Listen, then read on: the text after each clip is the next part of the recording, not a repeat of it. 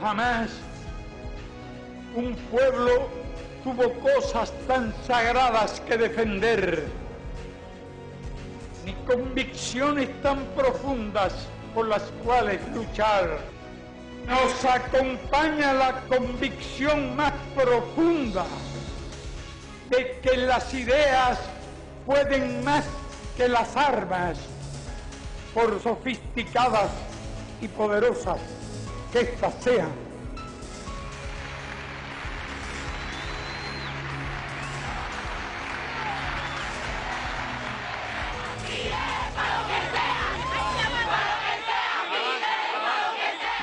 ¿Ustedes quieren saber cómo se organiza una campaña mediática contra la Revolución Cubana? La CINA siempre fue el lugar donde se orientaban todas las cosas que había que hacer. Marta Beatriz nos entregaba dólares para 18 mujeres. Todos tenían la esencia del servilismo, del anexionismo, del merceranismo. Forman parte esencial de la estrategia de subversión de los Estados Unidos contra Cuba. El terrorismo contra Cuba no ha cesado. No voy a morir como un traidor. La defensa de los derechos humanos resulta un modo de vida para algunos en Cuba.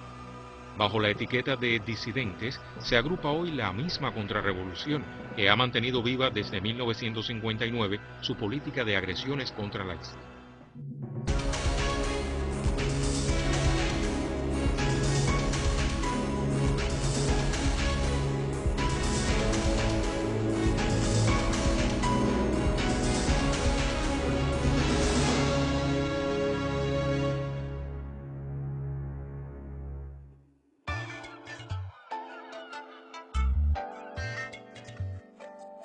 Mi nombre es Moisés Rodríguez, vivo en Santiago de Las Vegas, trabajo en la aduana del Aeropuerto Internacional José Martí.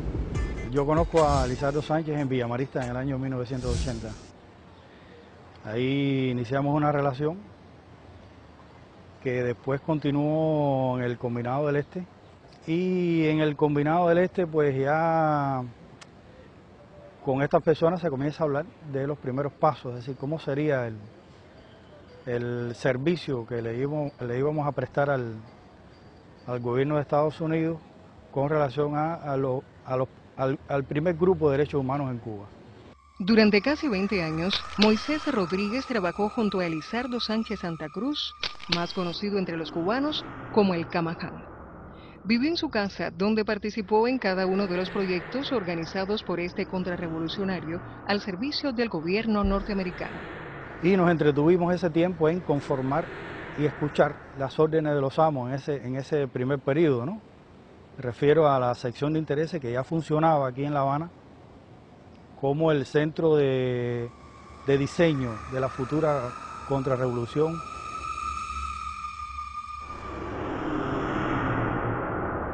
Yo establecí mis primeros vínculos con la contrarrevolución en el año 2001. En el Comité Pinero Pro Derechos Humanos. Esto es un grupúsculo contrarrevolucionario asentado en el municipio especial Isla de la Juventud. Para los cubanos que lo recuerdan no con agrado, su voz tiene hoy otro rostro. Desde las filas del enemigo, Carlos Manuel Serpa Maceira reportaba el bregar de la contrarrevolución interna. Posteriormente paso a la Fundación Isla de Pino de Derechos Humanos y Fomento Territorial, que es otro grupúsculo contrarrevolucionario que estaba asentado allí.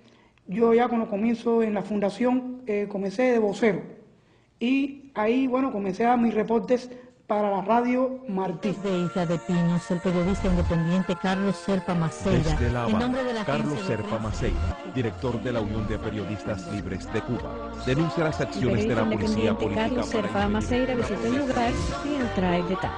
Opositores al régimen. El periodista independiente Carlos Serpa Maceira denuncia que nuevamente fue objeto de... Un saludo a la audiencia del programa Contacto Cuba de Radio Martí. Desde La Habana, un reporte en exclusivo del periodista independiente Carlos Serpa Maceira. En mi caso, ellos me fabricaron. Yo soy el coordinador nacional del proyecto cívico cultural Julio Tanteciel. Quien nos está financiando es el conocido terrorista Ángel de Fana Serrano, quien cumplió 20 años aquí en las cárceles nuestras por actividades terroristas. Ahora se quiere dar de pacifista. Soy el director de la Biblioteca Independiente Ernest Hemingway. También soy el director de la Unión de Periodistas Libres de Cuba. Aquí existen 5 personas, pero yo soy el único que hago todo, porque lo de ellos es irse del país, obtener un aval político y poder emigrar hacia los Estados Unidos. Quien nos está financiando es el Directorio Democrático Cubano. Soy el vocero del Frente Nacional de Resistencia Cívica y Desobediencia Cívica en Cuba. Soy miembro de su junta directiva también. Esto, quien lo está financiando, también es el Directorio Democrático Cubano. También está Más por Cuba, que esta es una organización que dirige Sid Birión, de una conocida connotada contrarrevolucionaria del exterior, y otras organizaciones contrarrevolucionarias de Miami, que integran lo que ellos le han llamado la Asamblea de la Resistencia. Fui nombrado enlace nacional de los gobiernos de oposición.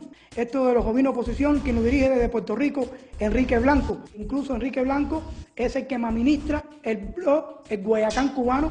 Fui representante de la brigada 2506 aquí en Cuba.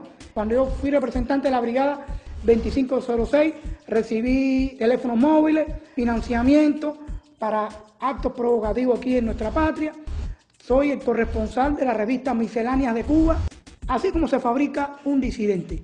Aquí ni al bibliotecario independiente que hayan fabricado, ni al supuesto opositor, ni al supuesto defensor de los derechos humanos, ni al supuesto periodista independiente, a ninguno les anima el amor a Cuba.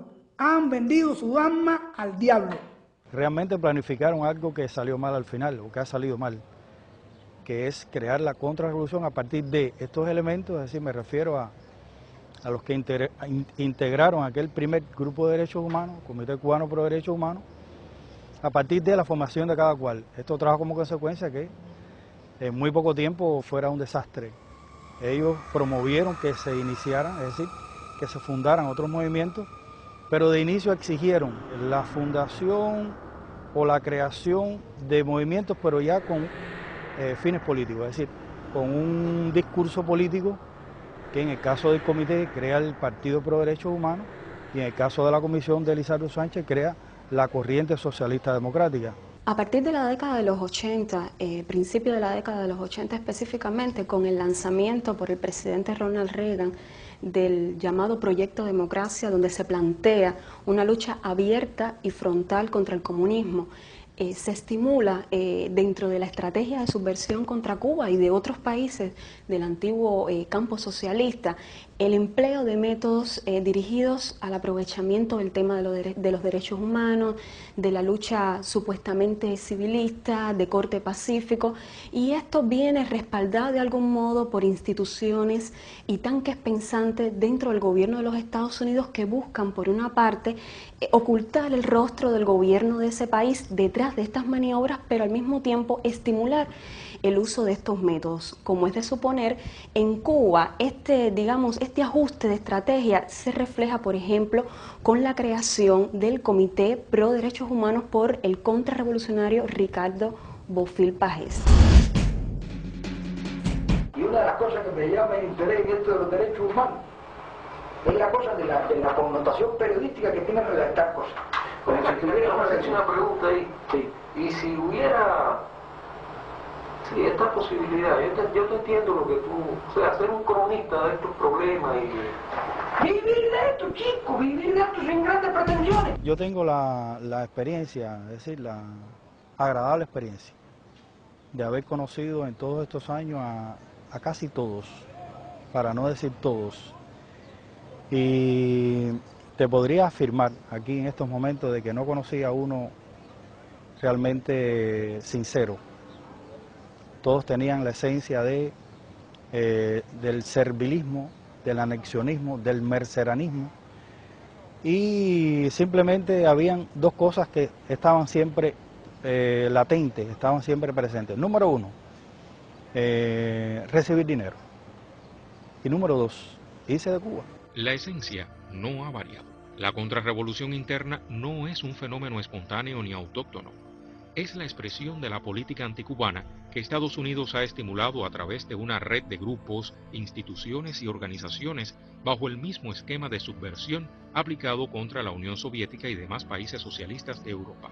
En su estrategia para destruir la revolución, la mayoría de estos grupos se ha autodefinido como defensores de los derechos humanos. Y aunque se intenta modificar su apariencia para presentarlos como exponentes de la llamada sociedad civil que pretenden fomentar en Cuba, para nadie es un secreto el servilismo de sus miembros a la Casa Blanca. Los grupúsculos contrarrevolucionarios internos efectivamente forman parte esencial de la estrategia de subversión de los Estados Unidos contra Cuba. ¿Por qué?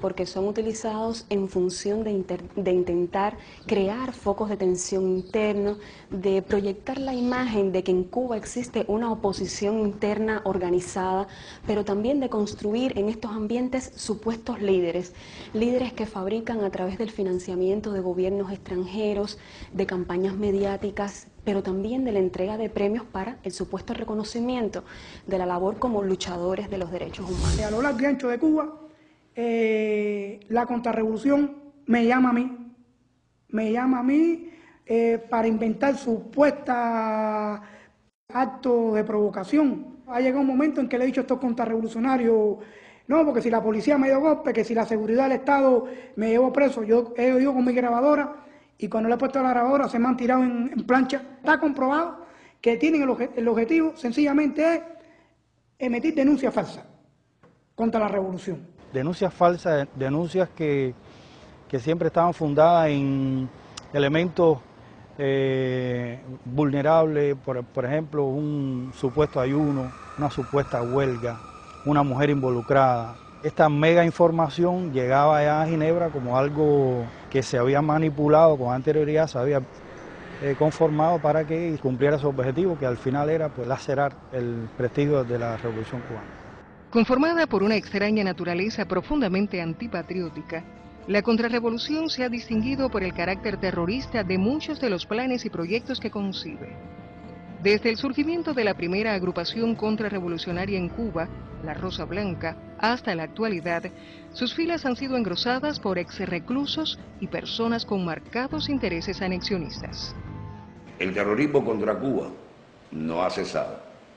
Según el propio Noam Chomsky, Cuba es el país que más ha padecido el terrorismo a lo largo de su historia. A partir del 1 de enero del 59 empezó una guerra sucia y limitada contra Cuba, que tuvo sus determinadas etapas. La guerra ideológica se ha mantenido desde ese momento contra Cuba, con el objetivo de aislarla internacionalmente, con desvirtuar la realidad cubana, acusando al gobierno cubano de violar los derechos humanos, de violar las libertades democráticas. ¿Qué es lo importante de esto? Los terroristas de las décadas anteriores siguen siendo terroristas y siguen apostando por la vía violenta para derrocar a la revolución cubana. Pero han pasado a priorizar y a querer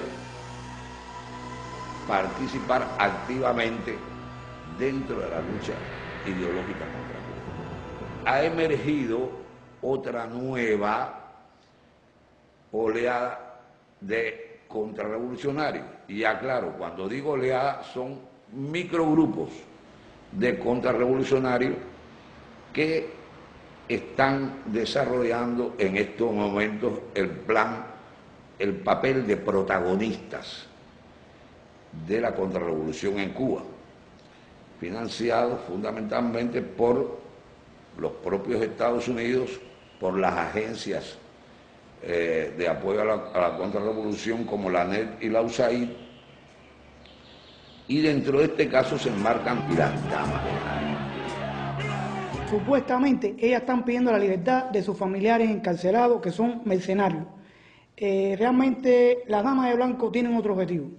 Son hoy una punta de lanza desde el exterior en contra de la revolución cubana. Que las damas de blanco con sus caminatas puede ser la llamita que prenda esa explosión sexual.